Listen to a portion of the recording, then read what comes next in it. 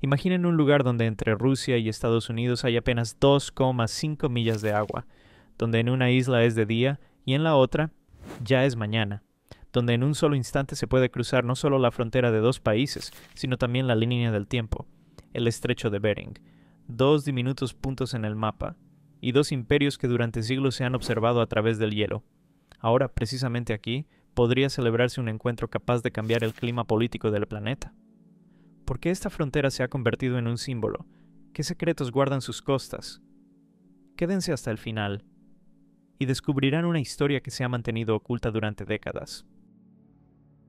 El estrecho de Bering, un lugar que, en el globo terráqueo, parece un vacío entre dos continentes, pero en realidad es uno de los puntos más cargados de significado del planeta. Apenas 2,5 millas de agua separan la isla Diomedes Menor, o Oslueu, de la isla Diomedes Mayor, Rusia. Si uno se coloca en una orilla, puede distinguir las casas de la otra, tan cerca que en un día despejado se ven las ventanas y las siluetas de las personas. Pero esa cercanía es engañosa. Entre las islas pasa una frontera, no solo estatal, sino también una frontera temporal. Este es un lugar único en la Tierra donde, a pocos kilómetros de distancia, se puede ver el mañana. Diomedes Mayor vive 21 horas antes que Diomedes Menor. Eso significa que dos vecinos no solo están separados por el agua, existen en días distintos. El paisaje es duro e implacable. Las islas son macizos rocosos que emergen del agua helada. No hay bosques, no hay carreteras, solo piedras, tundra y olas. En invierno, un hielo infinito une las orillas pero no a las personas. En verano, una niebla fría oculta el horizonte. Aquí habitan pueblos originarios, los esquimales. Sus familias vivieron durante siglos a ambos lados del estrecho, cazando morsas y focas, pescando en las mismas aguas. Antes de que llegara la política, iban libremente de visita unos a otros. Hoy esos contactos casi han desaparecido. Diomedes Menor es un diminuto asentamiento estadounidense con poco más de 80 habitantes. Diomedes Mayor es una base militar rusa completamente cerrada. No hay civiles, solo soldados, puestos de vigilancia y equipos que controlan el estrecho. Sin embargo, pese a su aislamiento, este punto es estratégico. Por el estrecho de Bering pasa una de las rutas más importantes para submarinos y buques militares. Cualquier movimiento aquí se detecta al instante. Un dato interesante pero poco conocido: en los años de la Guerra Fría, esta frontera era considerada la más corta y la más tensa del mundo. En los mapas parecía una delgada línea azul, pero en la realidad era un muro de desconfianza y miedo. Otro detalle que rara vez se menciona: durante ciertas mareas y desplazamientos de hielo, la distancia entre las orillas disminuye tanto que parece posible cruzar caminando. Y en la historia hubo quienes lo intentaron. Esta diminuta franja de agua es un espejo de las relaciones entre dos países. Cuando están enfrentados, el estrecho se vuelve tan frío como el hielo que lo cubre en invierno. Cuando las relaciones se calientan, el hielo parece resquebrajarse, y en él aparecen los primeros pasos hacia el otro lado. ¿Pero qué hizo que esta frontera fuera así? Corta, pero cargada de significado. Para entenderlo, hay que volver al pasado, a una época en que aquí aún no había una línea en el mapa y dos imperios apenas comenzaban a medirse con la mirada a través del Ártico. Para entender por qué, en pleno corazón del Ártico, surgió esta frontera tan corta pero tan densa en significado, hay que retroceder a mediados del siglo XIX. En aquella época, el Imperio ruso poseía vastas tierras en el este, no solo Chukotka, sino toda Alaska. Estos territorios parecían infinitos y casi inútiles. Su colonización resultaba costosa, el clima era severo y las rutas comerciales largas y peligrosas. En la década de 1860, en San Petersburgo resonaba cada vez con más fuerza la idea de que las posesiones lejanas no eran una fuente de ingresos, sino una pesada carga. La logística llevaba meses, y defender Alaska de potenciales reclamantes, sobre todo del Imperio Británico, era prácticamente imposible. Entonces nació la idea de venderla a los Estados Unidos. El acuerdo se firmó en 1867. El precio, $7.200.000 en oro. Hoy parece casi una suma irrisoria por toda una región continental. Las negociaciones se llevaron a cabo con el máximo secreto. Oficialmente se hablaba de amistad y fortalecimiento de intereses mutuos, pero en los pasillos los diplomáticos rusos admitían abiertamente que el imperio se deshacía de una carga y al mismo tiempo fortalecía los lazos con una América que acababa de salir de la guerra civil. Pero hay algo que rara vez se menciona. Al definir la frontera en el estrecho de Bering no solo se usaron mapas, sino también acuerdos verbales. Se decidió trazar la línea entre las islas Diomedes. La mayor quedó para Rusia, la menor para EEUU. En ese momento parecía una formalidad. Los habitantes de las islas seguían moviéndose libremente entre ellas. Los periódicos de la época escribían sobre esa línea casi como una curiosidad. A partir de ahora somos vecinos a través de los hielos, bromeaban los periodistas. Pero tras las bromas se ocultaba la comprensión de que ese punto en el mapa podía convertirse en la llave del Ártico. Los comerciantes e industriales veían en esta región el futuro de la pesca y la caza de mamíferos marinos. Los militares, un punto de observación de todo el océano Ártico. Y aunque en el siglo XIX nadie hablaba aún de submarinos y misiles estratégicos, ya entonces estaba claro, quien controlara el estrecho controlaría la puerta entre el Pacífico y el Ártico. Existe además un detalle poco conocido. En documentos de archivo se mencionan casos en que balleneros estadounidenses se acercaban demasiado a la costa rusa y pescadores rusos a la estadounidense. Estos conflictos solían resolverse de forma pacífica, a menudo directamente sobre el hielo, intercambiando obsequios o simplemente compartiendo un té fuerte de una tetera ennegrecida por el fuego. Todo cambió después, cuando en el siglo XX los vientos políticos se enfriaron. Pero fue precisamente esta venta, este acuerdo sobre la frontera entre las Diomedes, lo que se convirtió en la base de lo que en el futuro se llamaría la frontera más corta entre dos superpotencias. Y hay en ello una ironía especial. El lugar que al principio fue símbolo de un acuerdo y de amistad, décadas más tarde se convertiría en la línea a través de la cual no se cruzarían miradas de vecinos, sino mirillas de puestos de observación. A mediados del siglo XX, la línea imaginaria que en los mapas separaba las dos islas Diomedes dejó de ser una mera convención. Allí apareció un verdadero muro. No de hormigón ni de alambre de púas, sino de miedo, ideología y desconfianza absoluta. Tras la Segunda Guerra Mundial, la Unión Soviética y los Estados Unidos quedaron en lados opuestos de un nuevo tablero de ajedrez mundial. El estrecho de Bering se convirtió en una de las casillas clave de ese juego. 2,5 millas de agua comenzaron a parecer más anchas que cualquier océano. La Gran Diomedes fue completamente militarizada. La población civil fue trasladada al continente para que en la isla quedaran únicamente militares y guardafronteras.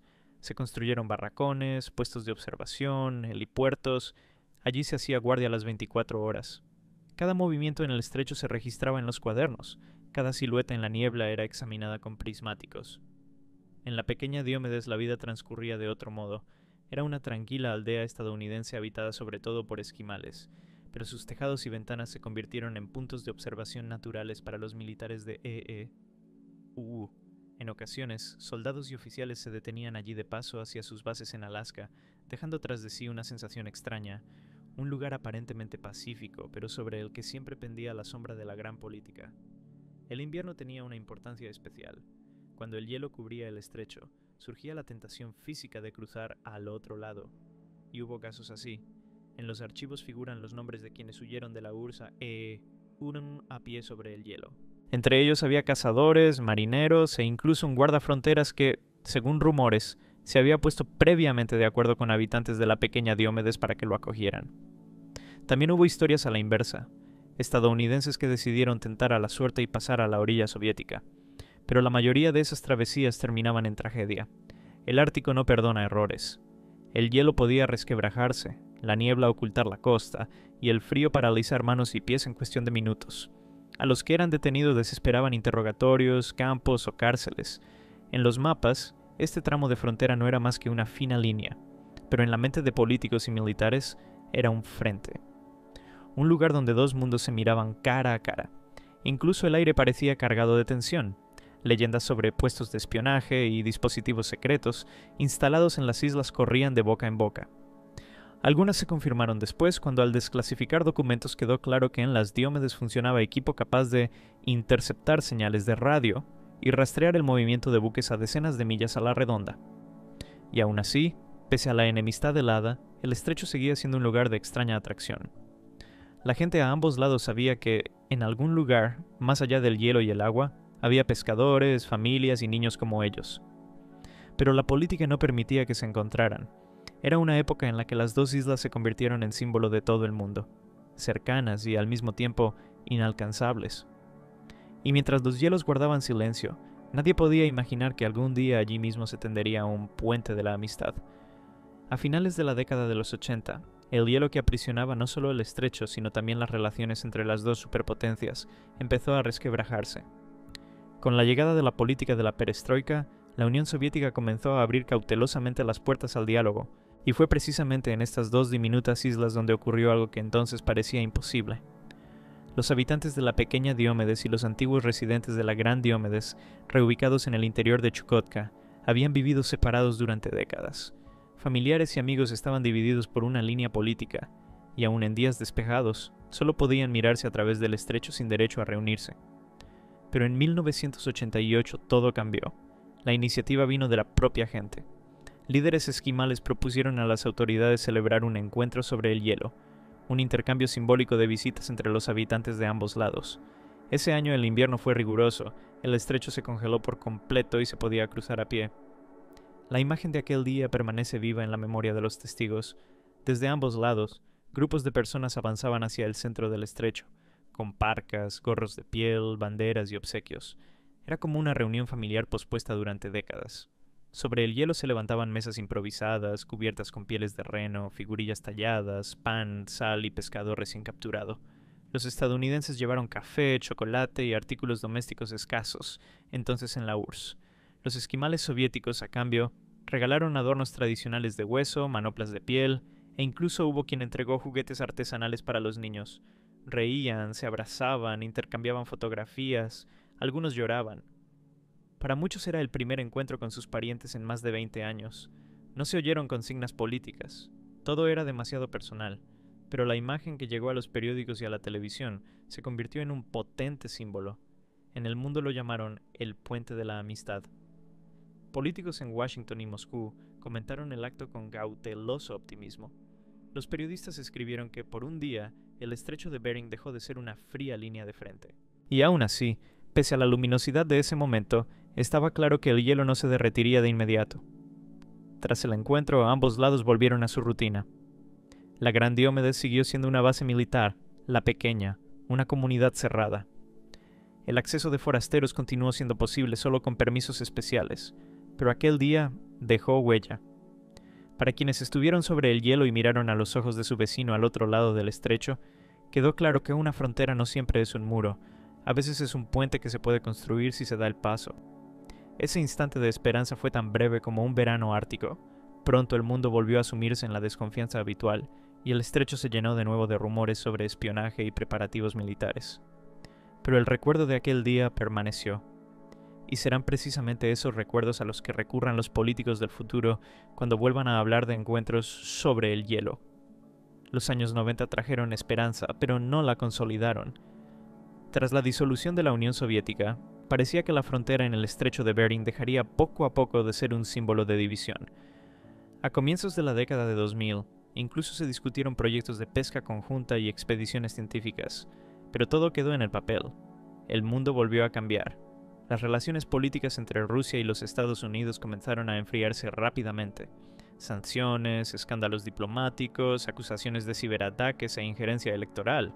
Todo ello proyectaba su sombra también sobre esos dos diminutos puntos en el mapa. La Gran Diomedes se convirtió definitivamente en un puesto militar clave. Allí aparecieron modernas estaciones de radar, sistemas de vigilancia submarina y guarniciones reforzadas. Los habitantes habían abandonado la isla hacía mucho tiempo, y ahora era una zona bajo control total del Ministerio de Defensa. En la pequeña Diomedes, la vida exteriormente cambió poco.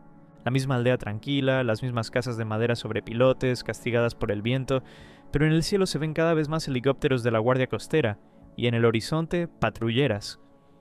Cualquier embarcación que se acerque a la frontera es detectada y escoltada de inmediato. Un dato poco conocido. En los últimos años hubo varios incidentes de los que casi no se habló oficialmente. Uno de ellos fue la interceptación de un barco pesquero ruso que derivaba demasiado cerca de la pequeña Diomedes. Otro, la detención de un yate estadounidense que apareció frente a las costas de la Gran Diomedes sin autorización. Ambos casos terminaron sin conflicto, pero mostraron lo tensa que sigue siendo esta zona. El valor económico del estrecho también ha crecido. El deshielo progresivo, fruto del cambio climático, abre poco a poco nuevas rutas en el Ártico, y el estrecho de Bering se convierte en la puerta de paso para la navegación entre Asia y Europa por la ruta marítima del norte. Esto significa que cada milla aquí vale oro. Sin embargo, El aspecto más inquietante es el militar. En documentos de centros de análisis se afirma claramente: el control del estrecho de Bering es una tarea estratégica. Los submarinos que navegan bajo su hielo pueden situarse en cuestión de minutos, en aguas desde las cuales los grandes centros urbanos del adversario están al alcance inmediato. En el contexto de los conflictos internacionales, la frontera entre las Diomedes volvió a ser un punto donde dos mundos se observan de frente. Solo que ahora, en lugar de prismáticos en manos de soldados, hay cámaras de alta precisión, satélites y drones.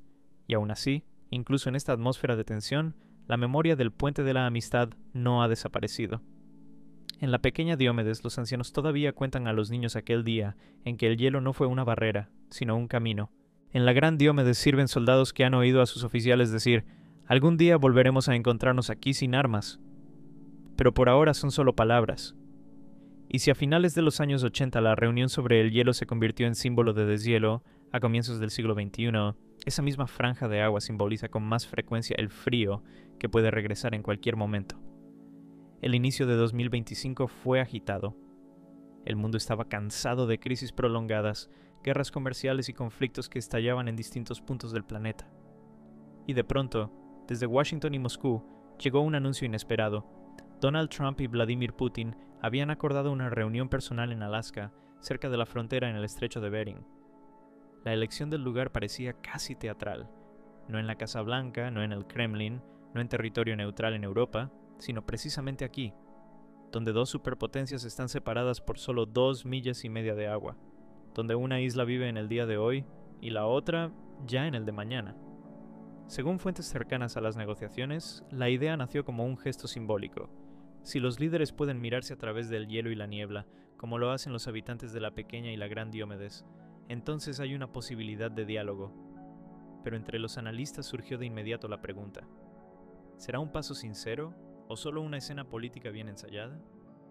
En los pasillos se decía que ambas partes preparaban la reunión con la máxima cautela. El estrecho fue patrullado desde el aire y desde el mar. La Guardia Costera estadounidense reforzó la vigilancia y, del lado ruso, se desplegó un contingente adicional. En caso de imprevistos, barcos de ambos países permanecían de guardia. Un detalle interesante que se conoció después: se llegó a considerar un escenario en el que los líderes se encontrarían sobre el hielo, repitiendo el famoso Puente de la Amistad de finales de los 80. Pero por motivos de seguridad, este plan fue descartado. En su lugar, se decidió que la reunión se celebraría en la costa de Alaska, con vista al estrecho y a la gran Diomedes. En las noticias locales, el anuncio provocó un renovado interés por la historia de la región. Los reporteros recordaban episodios de la Guerra Fría, hablaban de fugitivos que cruzaron el estrecho a pie y del día en que los esquimales de ambos lados se abrazaron en medio del hielo. Pero fuera de cámara quedaba la pregunta principal: ¿de qué hablarán Trump y Putin? Algunos expertos suponían que discutirían sobre el control del Ártico, nuevas rutas comerciales y zonas de pesca. Otros aseguraban que era una oportunidad para negociar el levantamiento parcial de sanciones y el inicio de proyectos científicos conjuntos en el Ártico. El simbolismo del lugar es difícil de exagerar. Aquí, en el fin del mundo, incluso la naturaleza recuerda la fragilidad de los acuerdos. El hielo puede unir las orillas, pero también puede quebrarse en cualquier momento. El día del encuentro, el estrecho estaba envuelto en una ligera niebla, a través de la cual apenas se distinguían los contornos de la gran Diomedes. Cámaras de todo el mundo apuntaban hacia una pequeña bahía donde llegaron las caravanas de ambos líderes.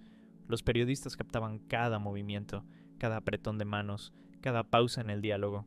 Y aún así, pese a las fotografías y los titulares rimbombantes, nadie podía decir con certeza si aquello era el comienzo de una nueva etapa o solo una imagen hermosa para el registro histórico. El estrecho de Bering no es solo una delgada franja de agua entre dos islas. Es un espejo en el que, desde hace siglo y medio, se reflejan las relaciones entre dos grandes potencias. Y cada vez que el mundo dirige su mirada hacia aquí, ve ya sea el hielo de la desconfianza o un frágil puente de esperanza. 2,5 millas. Una cifra insignificante para un cartógrafo, pero una distancia gigantesca para los políticos.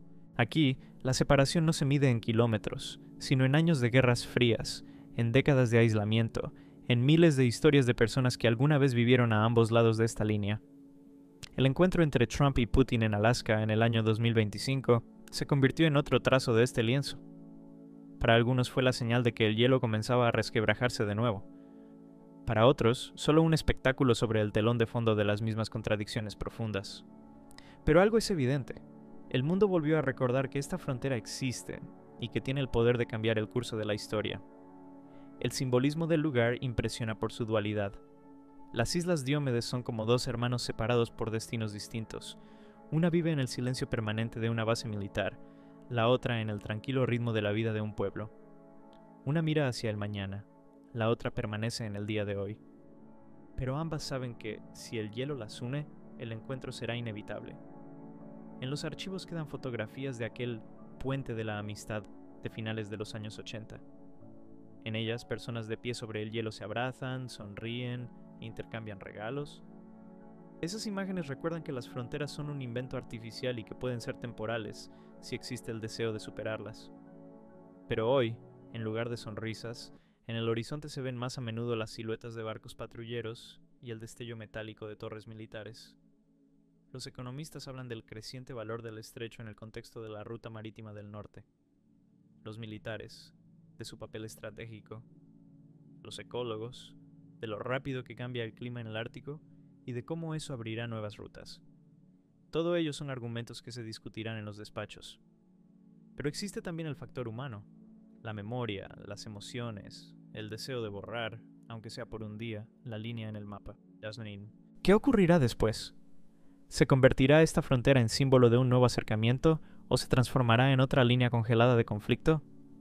¿Se abrirá algún día el camino para nuevos puentes de la amistad o el agua helada volverá a ser un muro imposible de cruzar? Nadie conoce la respuesta a estas preguntas. Incluso quienes hoy se dan la mano frente a las cámaras saben que una sola palabra o un solo gesto en falso puede hacer que el hielo se quiebre, pero no para unir las orillas, sino para alejarlas aún más. Mientras tanto, el estrecho sigue su vida tranquila. La niebla oculta la orilla lejana y sobre el agua flota el aire frío.